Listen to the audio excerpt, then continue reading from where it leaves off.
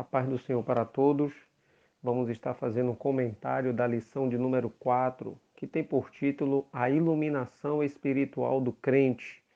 Texto áureo que encontra-se na Epístola aos Efésios, capítulo 1, versículo 17, que diz: Para que o Deus de nosso Senhor Jesus Cristo, o Pai da glória, vos dê em seu conhecimento o espírito de sabedoria e de revelação.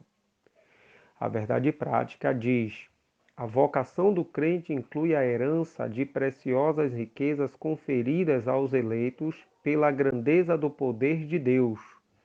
Temos aqui a leitura diária, que encontra-se na Epístola aos Coríntios, capítulo 2, versículo 14, na Epístola aos Coríntios, capítulo 13, versículo 12, segunda Epístola de Pedro, capítulo 1, versículo 4, na Epístola aos Tessalonicenses, capítulo 4, versículo 14, e Mateus, capítulo 16, versículo 18. A leitura bíblica em classe que encontra-se em Efésios, capítulo 1, versículo 15 até o 23. Temos aqui nessa lição, três tópicos, que falam a respeito da esperança da vocação e as riquezas da glória, a sobreexcelente grandeza e força do poder divino e Cristo, nosso exemplo de exaltação. Antes de mais nada, nós temos que entender que esta epístola aos Efésios, primeiro que essa palavra, as palavras que diz em Éfeso, ela não aparece em alguns manuscritos gregos importantes, Por conseguinte, muitos creem que esta carta, esta epístola, não foi originalmente enviada à congregação de Éfeso, mas foi escrita para circular entre muitas igrejas gentílicas da Ásia.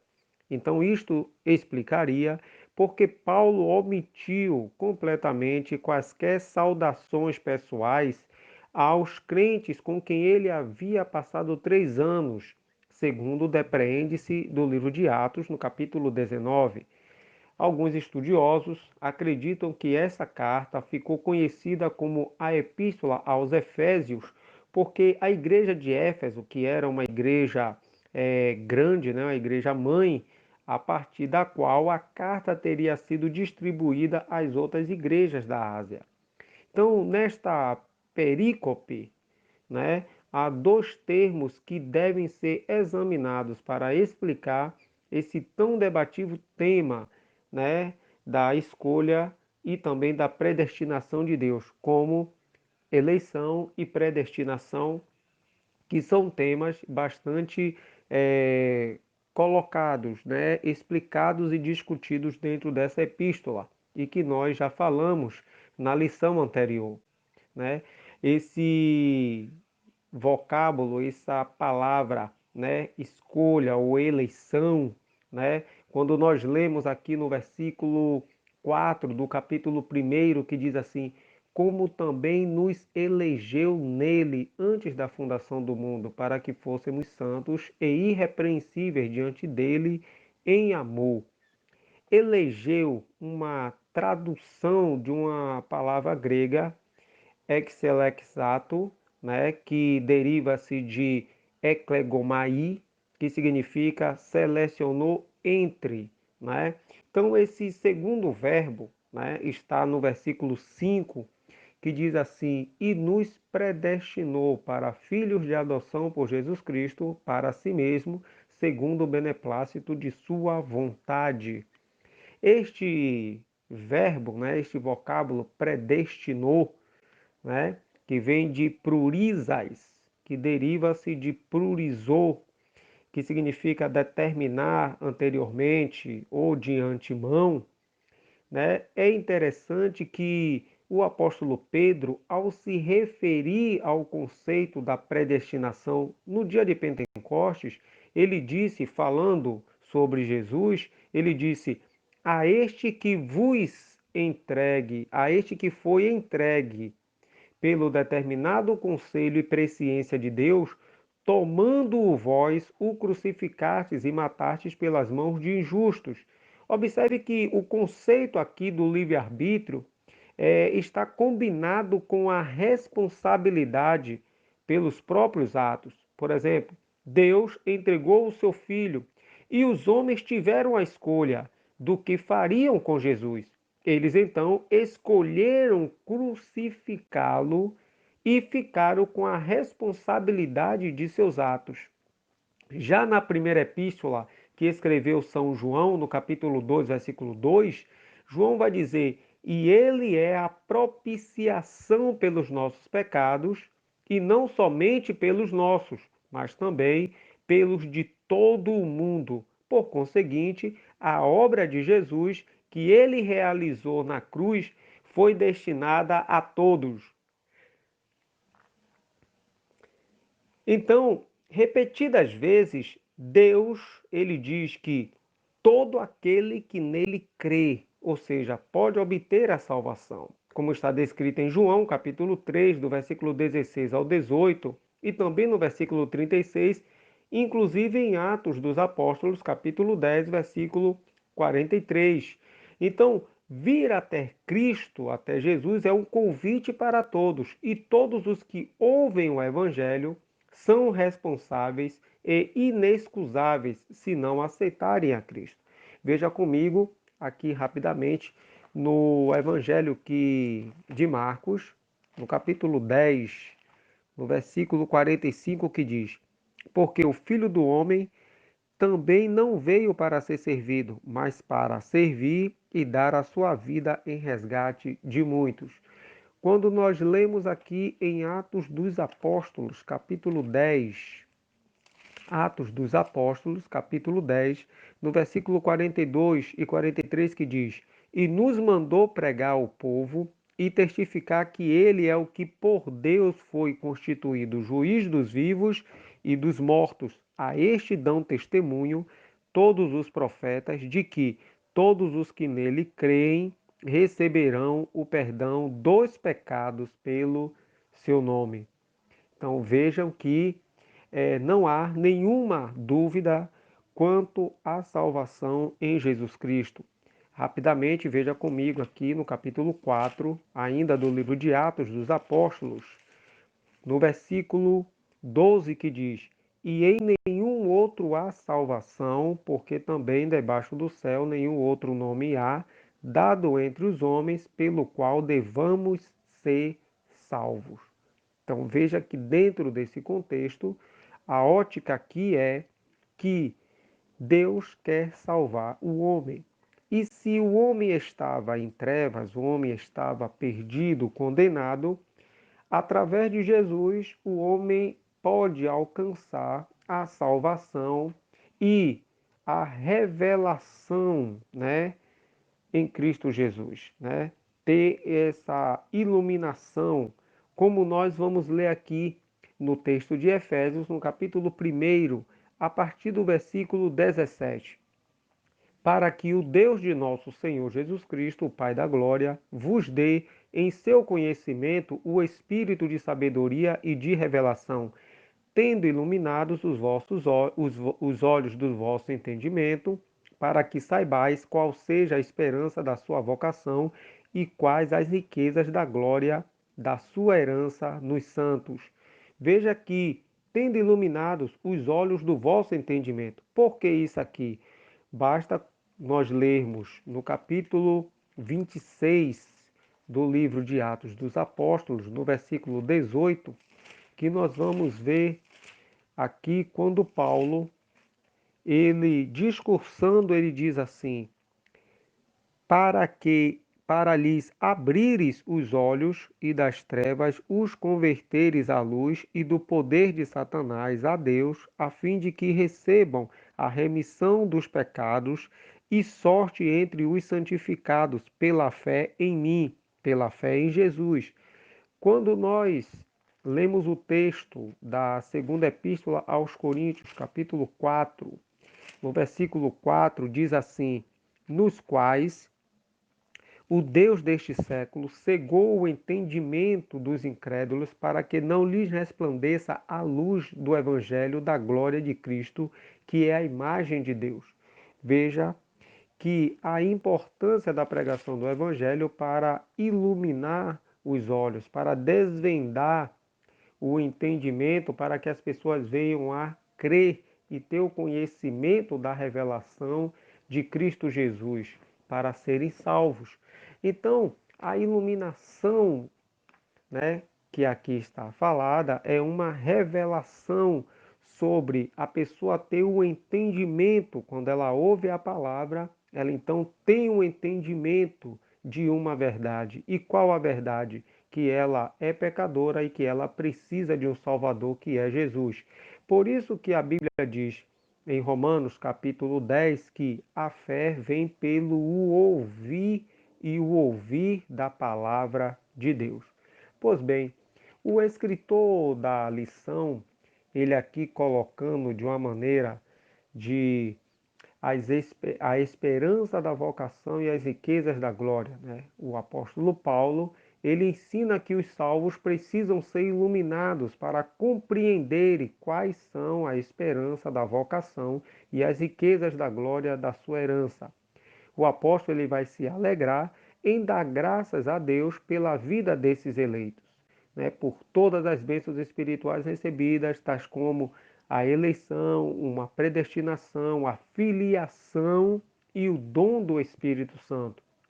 Ele então vai interceder, né, pelos que já estão dentro dessa eleição, ou seja, o Espírito Santo intercede por nós com gemidos inexprimíveis. Ele vai nos ajudar, ele vai nos guiar, ele vai nos ensinar.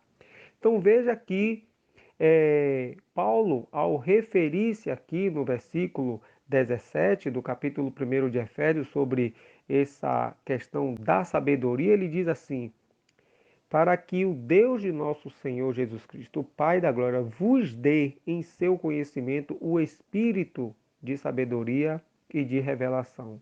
Então, Paulo ele estava ciente de que da maravilha do evangelho, mas ao mesmo tempo de como é impossível que alguém venha perceber a glória dessas obras novas sem ser ensinado por Deus. Por isso que ele rogava para que os crentes recebessem a capacidade de compreenderem, por meio do Espírito Santo, a esperança da chamada, ou seja, essas riquezas imensuráveis que é a palavra de Deus.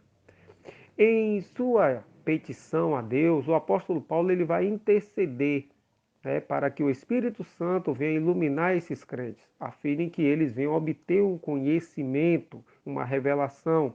Assim, eles estariam capacitados a experimentar e conhecer profundamente, espiritualmente, os privilégios, né, dessa vocação.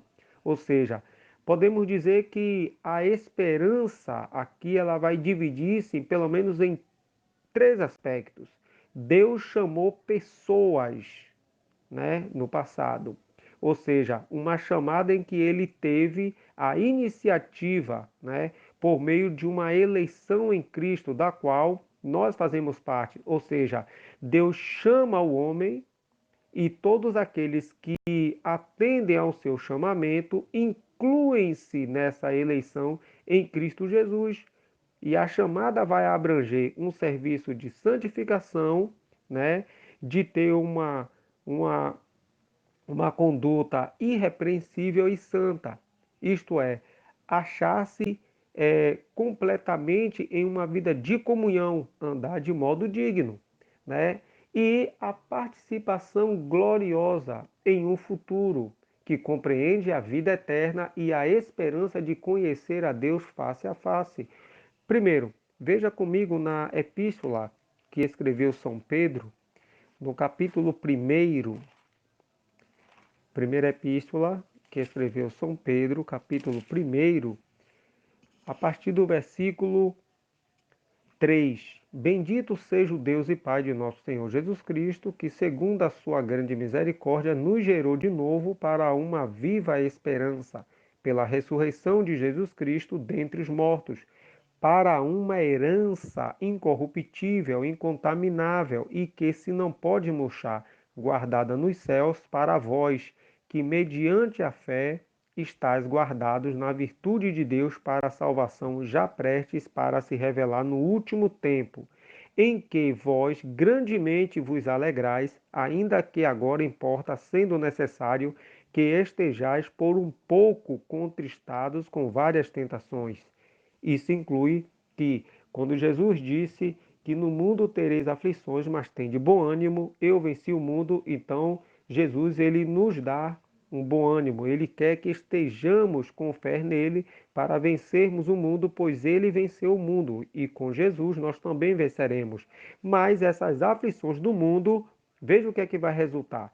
Para que a prova da vossa fé, muito mais preciosa do que o ouro que perece e é provado pelo fogo, se ache em louvor e honra e glória na revelação de Jesus Cristo, ao qual não havendo visto, amais, no qual não o vendo agora, mas crendo, vos alegrais com gozo inefável e glorioso. Veja aqui que o apóstolo Pedro, ele vai utilizar esse vocábulo inefável, né? Do grego aneklaletos, que significa impossibilitado de ser falado, né? Aqui está indicando acerca da alegria do crente, ou seja, é uma alegria inefável. Não há palavra para descrever a alegria, né, quando a pessoa estiver com Cristo. É semelhante ao que o apóstolo Paulo, na segunda epístola aos Coríntios, no capítulo 12, a partir do versículo 4, ele fala a respeito de coisas que ele viu, né? Coisas inefáveis, do qual não é lícito falar. Já ali, já Paulo já vai utilizar o vocábulo grego arretos, né, que significa o que é não falado, né, que vai ser traduzido muitas vezes como inefável. Por que isso? Há uma palavra especificamente comum, né, em algumas inscrições sagradas, né, com relação aos mistérios gregos, né? Ou seja, isso daqui Paulo vai utilizar inefável, ele está dando a entender que aquilo que ele viu não pode ser falado, não pode ser revelado, pois é de uma glória muito grande. Somente aqueles que estiverem com o Senhor Jesus é que poderão ver e usufruir dessa glória. Mas vejamos o que está escrito no Evangelho de São Mateus, capítulo 5, né? É um texto bastante conhecido, Mateus, capítulo 5, acompanhe comigo, quando Jesus fala sobre o Sermão da Montanha, né? E aí, no capítulo 5, no versículo 8, ele diz: Bem-aventurados os limpos de coração, porque eles verão a Deus, né?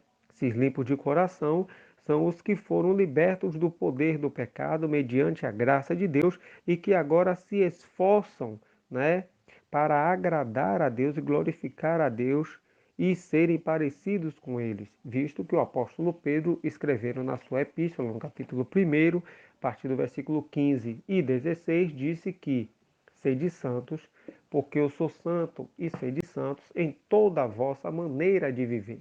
Sendo assim, nos faz lembrar o que Jesus, falando aos seus discípulos, ele disse: Vós sois a luz do mundo, vós sois o sal da terra. Então tem que ter uma iluminação, tem que ter uma serventia no reino de Deus, né? O crente ele tem que ser luz, ele tem que ser sal, ele tem que iluminar, ele tem que salgar, ele é servo, ele tem que servir e ele tem que agradar ao seu Criador, ao seu Senhor e Salvador e seguir os passos de Jesus, né?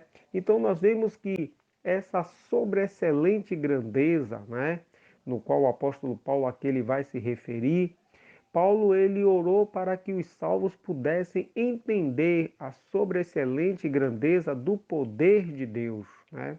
Perceba que há um vocábulo aqui, a palavra traduzida como sobreexcelente, né?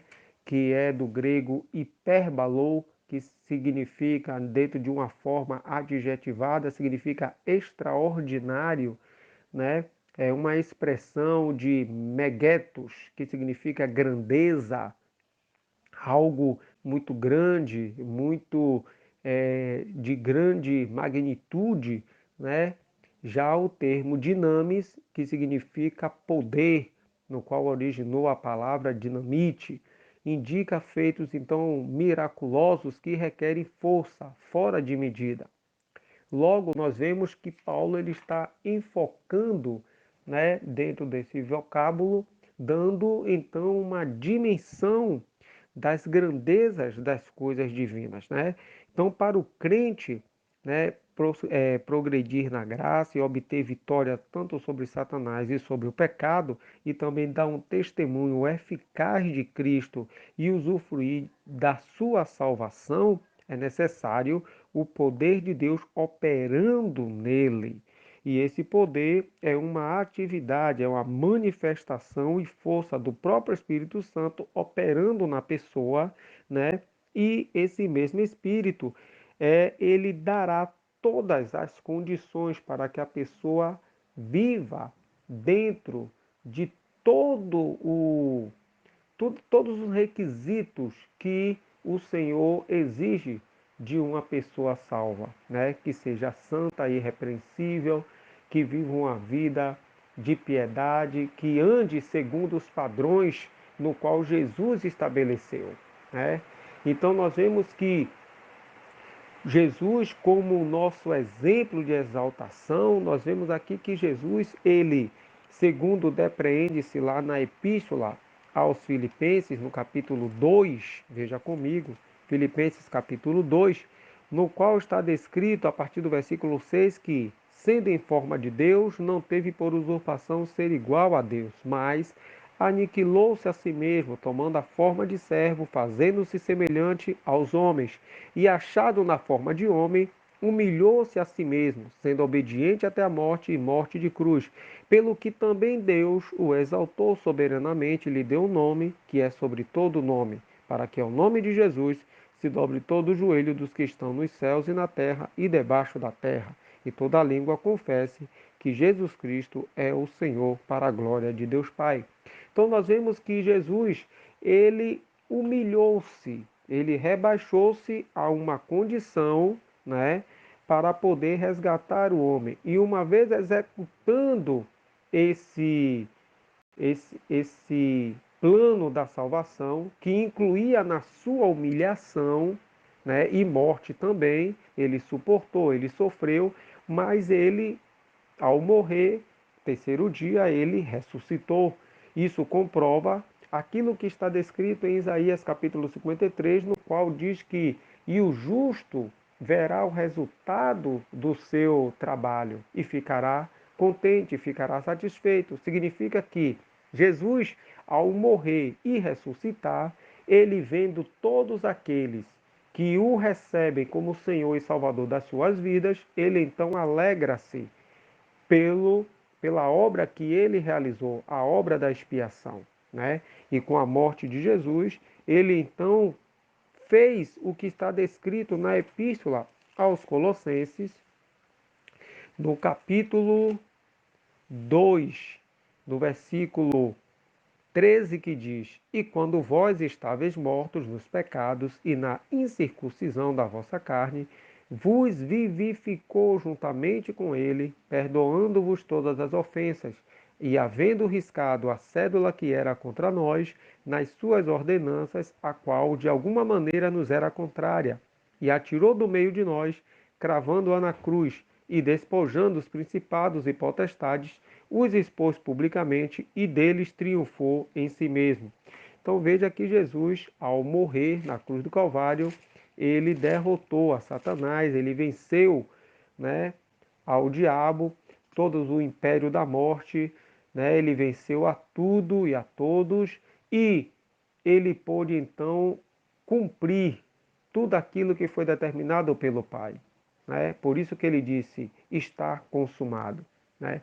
E ao momento em que ele cumpriu todas as coisas, ele então foi exaltado a uma posição que, ao nome de Jesus, todos se devem dobrar, todos se devem se humilhar e se render, porque Ele é Deus e Ele veio na condição de homem, assumiu a natureza humana, rebaixando-se, ficando até inferior aos anjos que Ele mesmo criou. Mas por que Ele fez isso? Por conta da paixão da morte, como está descrito na Epístola aos Hebreus, no capítulo 2, no versículo 9, que retrata bem claramente essa situação. Acompanhe comigo, Hebreus capítulo 2, que diz assim, versículo 9: Vemos, porém, coroado de glória e de honra aquele Jesus que fora feito um pouco menor do que os anjos por causa da paixão da morte, para que pela graça de Deus provasse a morte por todos.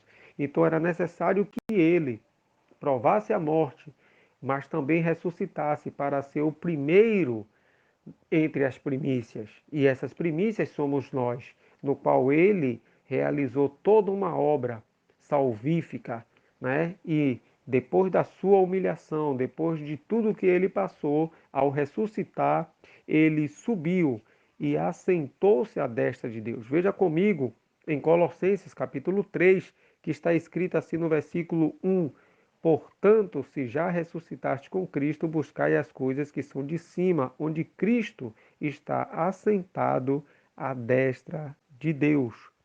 Volta comigo aí para a Epístola aos Efésios, no capítulo 1, no versículo 20, que diz que manifestou em Cristo, ressuscitando dos mortos e pondo à sua direita nos céus, acima de todo principado e poder e potestades e domínio, e de todo nome que se nomeia, não só neste século, mas também no vindouro. Então nós vemos aqui a grandeza, a magnitude de Jesus, a sua excelsa pessoa que, após a sua ressurreição, subiu e assentou-se à destra da majestade. E é dentro dessas coisas que nós temos então que aguardar a sua volta. Pois, segundo depreende-se da Epístola a Timóteo, veja comigo na Epístola a Timóteo, capítulo 4, versículo 8, segunda Epístola a Timóteo, que diz assim, capítulo 4, verso 8: Desde agora a coroa da justiça me está guardada, a qual o Senhor, justo juiz, me dará naquele dia, e não somente a mim, mas também a todos os que amarem a sua vinda. Então nós temos que aguardar e confiar, né, no Senhor em todos os momentos. Ele é quem nos ajuda em nossas fraquezas, Ele é quem nos ajuda em todos os momentos de nossa vida. Apesar da sua vida aqui na terra ser uma vida totalmente dedicada a salvar, mesmo enfrentando a incompreensão de muitos, ele amou, ele perdoou e ao morrer, ele morreu por todos. E a porta da salvação está aberta para todo aquele que nele crê, não pereça, mas tenha vida eterna. Mas a todos quantos rejeitarem essa salvação, a todos quantos ignorarem o sacrifício vicário de Jesus, estão irremediavelmente caminhando para uma condenação eterna. Não que Deus queira, mas porque essas pessoas estão assumindo a responsabilidade de seus próprios atos, de negarem ao próprio Senhor. Para finalizar, veja comigo o que está escrito no Evangelho de São Mateus, no capítulo 10, no versículo 32 e 33, que diz: Portanto, qualquer que me confessar diante dos homens, eu o confessarei diante de meu Pai que está nos céus. Mas qualquer que me negar diante dos homens, eu o negarei também diante de meu Pai que está nos céus. Então, nós vemos que com tantas bênçãos espirituais que Deus nos concede, né? E o apóstolo Paulo, aqui nessa epístola aos Efésios, ele mantém uma adoração, né, ao eterno Deus. A atitude que deve ser seguida por todos os salvos. A compreensão das dádivas da salvação demonstra o excelso valor daquilo que Deus fez por nós através de Jesus Cristo. Os seus atos poderosos viabilizam a transformação e a glorificação daqueles, né, que creem em Jesus, pois a palavra de Deus diz lá na Epístola aos Coríntios, capítulo 15, que ele transformará o nosso corpo mortal em imortal e o nosso corpo corruptível em incorruptível, e seremos semelhantes a ele, com um corpo glorioso, poderoso para suportar a glória do Senhor Jesus. Deus assim vos abençoe.